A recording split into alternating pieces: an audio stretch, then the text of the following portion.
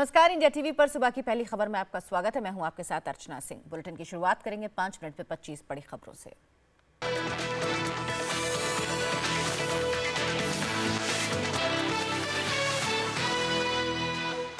पूर्व IPL commissioner Lalit Modi का दावा, इंटरपोल ने रेड कॉर्नर नोटिस से हटाया नाम। ललित मोदी ने ट्वीट कर किया दावा, भारत ने की है रेड नोटिस जारी करने की अपील।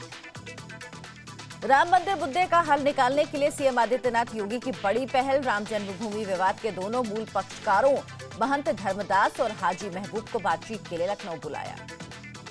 यूपी के बाद झारखंड में भी अवैध बूचड़खानों पर नकेल। सीएम रघुवर दास ने 72 घंटे के अंदर अवैध कत्लखानों को बंद करने के दिए आदेश। राजस्थान विधानसभा में भी उठा अवैध बूचड़खानों का मुद्दा।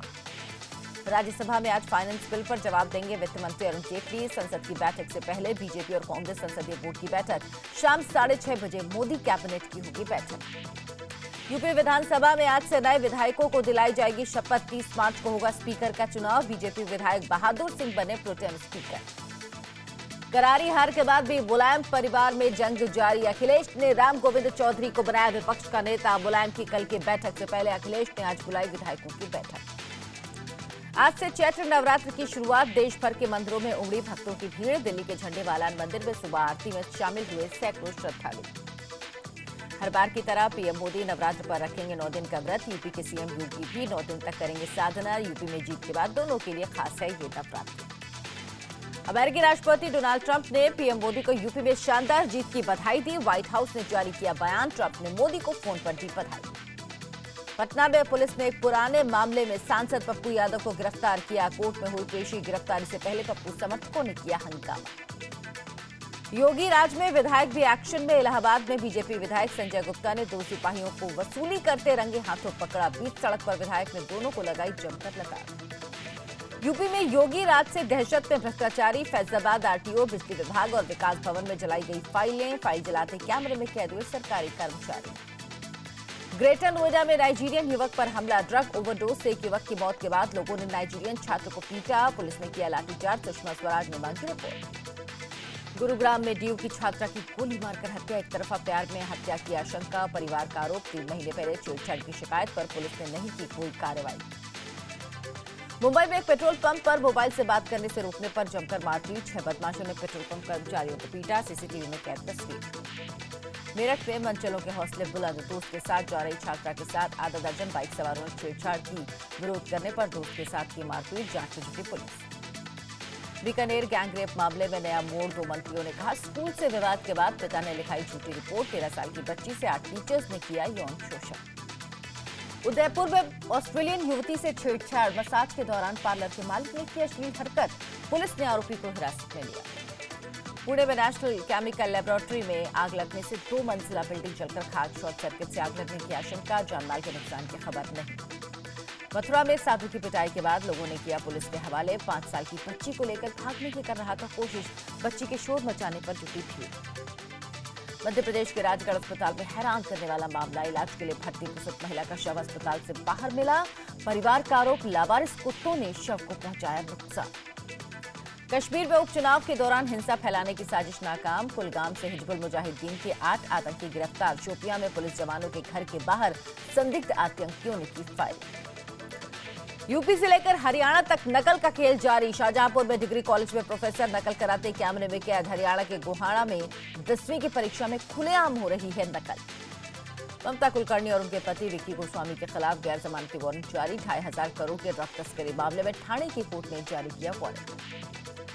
धर्मशाला टेस्ट में जीत से 87 रन दून टीम इंडिया। जीत के साथ 2-1 से होगा सीरीज पर कब्जा। तीसरे दिन 137 रन पर सिमटी ऑस्ट्रेलिया की पारी।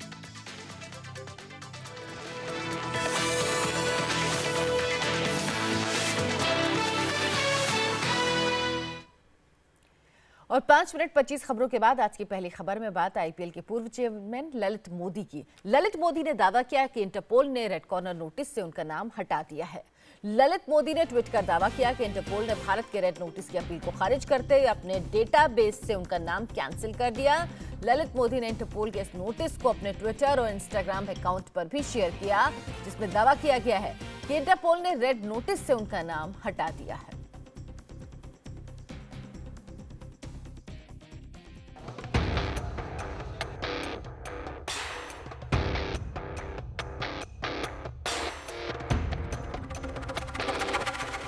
पूर्व आईपीएल कमिश्नर ललित मोदी का दावा।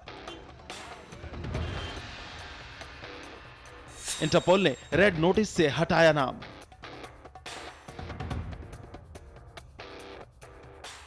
भ्रष्टाचार के आरोपी और आईपीएल के पूर्व कमिश्नर ललित मोदी ने दावा किया है कि इंटरपोल ने रेड नोटिस की भारत की अपील को खारिज कर दिया है। ललित मोदी ने यह दावा एक ट्वीट के जरिए किया है। अपने ट्वीट के साथ ही ललित मोदी ने इंटरपोल के उस नोटिस को भी अटैच किया है जिसमें ललित मोदी के खिलाफ रेड नोटिस की अपील खारिज करने की बात कही गई है। ललित मोदी ने अपने ट्वीट में लिखा है कि इंटरपोल ने आखिरकार जांच की और मेरे पक्ष में फैसला किया है। इंटरपोल ने रेड नोटिस जारी करने की भारत की अपील को खारिज करने को लेकर एक लेटर भी जारी किया है। मेरे सिर पर लटकती तलवार अचानक से गायब हो गई है। ललित मोदी ने इंटरपोल के नोटिस को सोशल मीडिया साइट इंस्टाग्राम पर भी डाला है। इंटरपोल के नोटिस पर 24 मार्च 2017 की तारीख लिखी है। इंटरपोल नोटिस के मुताबिक आज से ललित मोदी पर रेड नोटिस लागू नहीं होता है। अब उनका नाम इंटरनेट डेटाबेस में नहीं है। इंटरपोल को जानकारी है कि पहले ललित मोदी का नाम इंटरपोल के डेटाबेस में था, लेकिन अब इसे कैंसिल कर दिया गया है।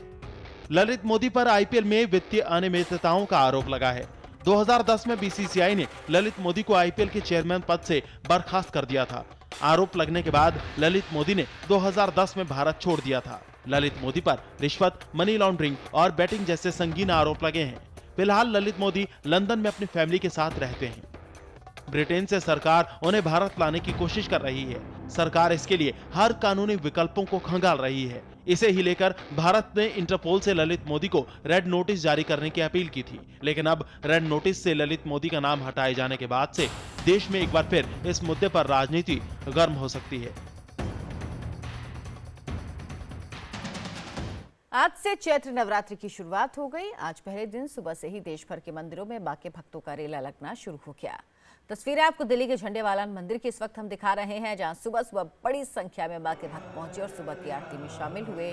9 दिनों तक चलने वाली इस पूजा में देवी दुर्गा के 9 स्वरूपों की पूजा की जाती है। आज नवरात्रि के पहले दिन कलश स्थापना के साथ देवी शैलपुत्री की पूजा हो रही है। प्रधानमंत्री नरेंद्र मोदी की तरह ही यूपी के मुख्यमंत्री आदित्यनाथ योगी भी नवरात्रि का व्रत रखते हैं।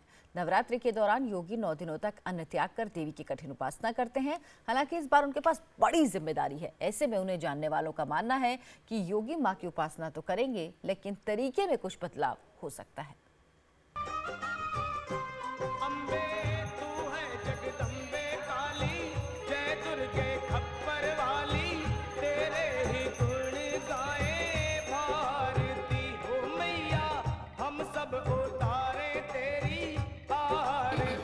शक्ति की देवी की उपासना का पर्व, और इस उपासना में यूपी के मुख्यमंत्री आदित्यनाथ योगी उपवास पर रहेंगे, बिल्कुल पीएम मोदी की तरह। कितना गजब का संयोग है। सीएम बनने के कुछ दिन बाद ही चैत्र नवरात्र आ गए, जिसमें आदित्यनाथ योगी का रंग और रूप बदल जाता है। साल में 2 बार यानी नवरात्रि के दौरान ही नजर आता है आदित्यनाथ योगी का ये रूप, और इस बार सबको उम्मीद है कि देवी के आशीर्वाद के बाद बहुत कुछ बदलेगा और बहुत कुछ बनेगा भी। जोगी जी जैसा नवरात्र रखते हैं शायद ही कोई रहता होगा। छोटी छोटी कन्याओं को बुला करके अपने हाथ से पैर छूते हैं, पैर धुलते हैं और पैर धुलते हैं, पैर छूते हैं।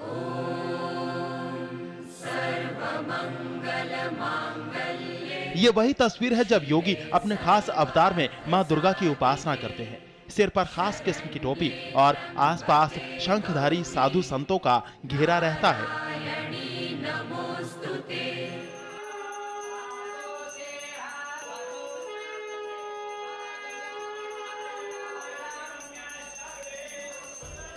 नवरात्र शुरू हो चुके हैं और ये बात बहुत कम लोग जानते होंगे कि योगी नवरात्रि में करते क्या हैं, कैसे करते हैं शक्ति की पूजा, क्या खाते हैं, क्या पीते हैं और कैसे निभाते हैं अपनी जिम्मेदारियां।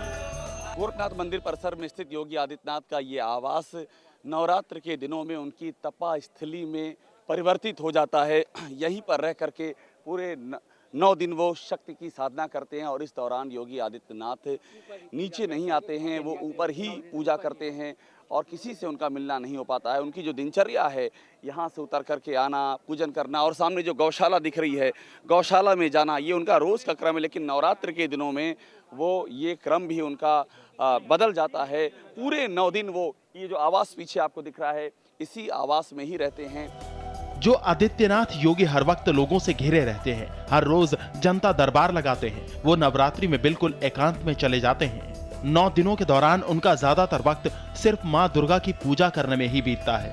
हालांकि इस बार नई जिम्मेदारी के साथ नवरात्रि में बहुत कुछ बदल सकता है। प्रथम तो पहले दिन कलश स्थापित करते हैं। कलश स्थापित करने के बाद दुर्गा जी की स्थापना करते हैं। स्थापना के बाद महंत जी 9 दिन व्रत रहते हैं, फलाहार करते हैं। फलाहार के बाद महाअष्टमी के दिन 9 कन्या की पूजन करते हैं, उनका चरण धोते हैं। उसके बाद उनको भोजन कराने के बाद अपने महाराज जी पुड़ावती के बाद भोजन करते हैं। नवरात्रि शुरू होते ही आदित्यनाथ अन्न का त्याग कर देते हैं। योगी आदित्यनाथ सिर्फ फलाहार करते हैं। 9 दिन मां दुर्गा सप्तशती का पाठ करते हैं। इस दौरान 21 ब्राह्मण भी लगातार मंत्रोच्चार करते हैं। विजयादशमी तक जो 10 दिन का होता है, उसमें अनवरत जो है प्रत्येक दिन जो है दुर्गा सप्तशती का पाठ करते हैं। यहाँ के आचार्य लोग जो विधि विधान से भगवती दुर्गा का पूजन करते हैं और उसमें जो है महाराज जी जो है 3 बजे से लेकर के जब अपना कार्यक्रम होते हैं तो उसमें स्वयं जो है अपना दिन करते हैं, दुर्गा सप्तशती का पाठ करते हैं। लोग कहते हैं शारदीय नवरात्रि में तो योगी आदित्यनाथ अष्टमी के दिन ही अपने कमरे से बाहर निकलते हैं, वो भी एक खास टोपी पहनकर। राम मंदिर विवाद पर उत्तर प्रदेश के मुख्यमंत्री आदित्यनाथ योगी ने बड़ी पहल की। सीएम योगी ने राम मंदिर विवाद के दोनों प्रमुख पक्षकारों को बातचीत के लिए बुलाया। दोनों पक्षकार लखनऊ जाकर मुख्यमंत्री से बात करने को राजी भी हो गए। इससे बातचीत का रास्ता खुलने की उम्मीद भी जताई जा रही है।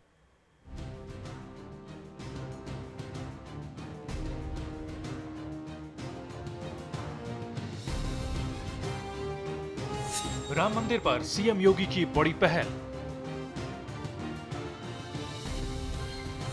मूल पक्षों को बातचीत के लिए बुलाया। बातचीत से हल होगा राम मंदिर विवाद। सालों से विवाद के केंद्र में रहे राम मंदिर मुद्दे को लेकर उत्तर प्रदेश के मुख्यमंत्री आदित्यनाथ योगी ने बड़ी पहल की है। मुख्यमंत्री ने दोनों पक्षों को बातचीत के लिए लखनऊ बुलाया है। सीएम योगी का मैसेज मिलने के बाद दोनों पक्ष लखनऊ जाने को राजी भी हो गए हैं। आपको बता दें कि राम मंदिर विवाद में महंत धर्मदास और हाजी महबूब मूल पक्षकार हैं। दोनों ही अब लखनऊ जाकर मुख्यमंत्री आदित्यनाथ योगी से मीटिंग करेंगे और इस मीटिंग से बातचीत का सिलसिला शुरू होगा। आप दोनों मिलेंगे योगी जी से? हाँ, ये बात सत्य है, पूरा सत्य। हम लोगों के कल के अगर टाइम दे देते हैं, अभी जाते हैं फोन से, उनका फोन नंबर कांटेक्ट कोई मिल जाए, चाहे उनका पीए हुए के, तो हम बता देंगे उनका पीए से। आपके लिए ये जानना भी जरूरी है कि आखिर महंत धर्मदास और हाजी महबूब राम मंदिर विवाद में मूल पक्षकार कैसे हैं। तो आपको बता दें, राम मंदिर मुद्दे पर 1949 में पहली एफआईआर दर्ज हुई थी। एफआईआर में बाबा अभिराम दास का नाम आरोपी के तौर पर था। उन पर आरोप था कि उन्होंने ही विवादित जगह पर भगवान राम की मूर्ति रखी है। इसके बाद ये मामला फैजाबाद के डिस्ट्रिक्ट मजिस्ट्रेट के पास पहुंचा।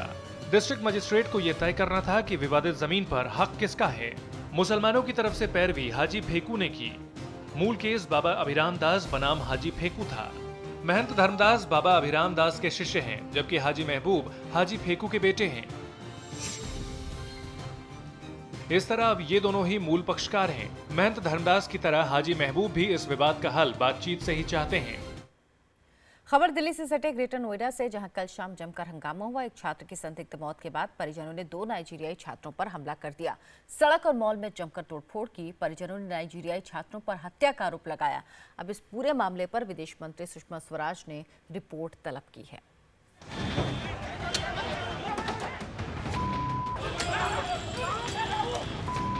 किसी ने लातों से मारा तो किसी ने डंडे बरसाए। जिसको जैसे मौका मिला वैसे इन निहत्थे छात्रों पर अपनी बहादुरी दिखाता नजर आया। मारपीट और हंगामे की ये तस्वीरें ग्रेटर नोएडा के परी चौक इलाके की हैं, जहां 2 नाइजीरियाई छात्र प्रदर्शन कर रही हिंसक भीड़ का शिकार हो गए। एक नाइजीरियाई छात्र को सड़क पर उसकी गाड़ी में घेर कर पीटा गया, तो दूसरे को अंसल प्लाजा मॉल के अंदर सैकड़ों की भीड़ ने खदेड़ खदेड़ कर मारा। वारदात सोमवार शाम 7 बजे की है, जब परी चौक पर एक युवक की मौत के विरोध में प्रदर्शन कर रही भीड़ अचानक हिंसक हो गई। पहले कई लड़कों ने इस कार को घेर लिया और कार के अंदर बैठे नाइजीरियाई छात्र पर जानलेवा हमला कर दिया। इन लड़कों ने चंद सेकंड के अंदर ही कार में बैठे युवक को बुरी तरह पीटकर घायल कर दिया। पुलिस ने किसी तरह लाठीचार्ज करके भीड़ को तितर-बितर किया। एक और नाइजीरियाई छात्र भी भीड़ के गुस्से का शिकार बना। इसे अंसल प्लाजा मॉल के अंदर सैकड़ों लड़कों ने दौड़ा कर पीटा। मारपीट में दोनों नाइजीरियाई छात्रों को गंभीर चोटें आई हैं, जिन्हें इलाज के लिए अस्पताल में भर्ती कराया गया है। कुछ विदेशी मूल के जो नागरिक हैं उन पे अटैक किया और उनको घायल किया है और उनको अस्पताल में भर्ती कराया गया। उनको भी थोड़ी बहुत चोट लगी है। तो इस स्थिति को काबू में करने के लिए पुलिस की तरफ से अपनी कार्रवाई की गई है। मामला विदेशी मूल के छात्रों की पिटाई का है, तो विदेश मंत्री सुषमा स्वराज ने भी पूरे मामले की रिपोर्ट मांगी है। सुषमा ने ट्वीट कर कहा, नोएडा में अफ्रीका के छात्रों पर जो हमला हुआ है, मैंने उस मामले में उत्तर प्रदेश सरकार से रिपोर्ट मांगी है। दरअसल सोमवार को मनीष खारी नाम के छात्र की मौत के विरोध में शांतिपूर्ण कैंडल मार्च निकाला गया। मनीष की मौत संदिग्ध हालात में हुई थी। परिजनों ने 5 नाइजीरियाई छात्रों पर उसे किडनैप करने और जबरन ड्रग्स देने का आरोप लगाया है। प्रदर्शन के दौरान वहां से गुजर रहे नाइजीरियाई छात्रों को देख भीड़ हिंसा पर उतर आई। हालांकि पुलिस दावा कर रही है कि छात्र की मौत के मामले में निष्पक्ष जांच की जा रही है।